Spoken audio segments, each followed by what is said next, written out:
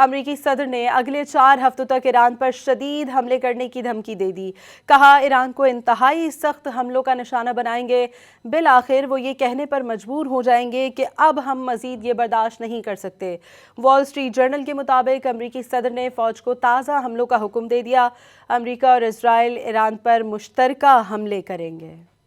امریکی صدر نے اگلے 4 ہفتوں تک ایران پر شدید حملے کرنے کی دھمکی دے دی۔ کابینہ اجلاس خطاب میں صدر ٹرمپ نے کہا کہ ایران کو انتہائی سخت حملوں کا نشانہ بنائیں گے اور بالآخر وہ یہ کہنے پر مجبور ہو جائیں گے کہ اب ہم مزید یہ برداشت نہیں کر سکتے۔ مذاکرات سے متعلق صحافیوں کے سوال پر ٹرمپ نے کہا کہ ان کا ایران پر سے اعتبار اٹھتا جا رہا ہے کیونکہ وہ غلط بیانی کرتے ہیں۔ انہوں نے دعویٰ کیا کہ ایران کے حالات بہت خراب ہیں۔ losing faith in them because they do lie and they do misrepresent. Well, the other day the 5 missiles were shot. We knocked them down, but we were in the midst of a negotiation. I mean, I'm waiting for Steve to call me. How's the negotiation going?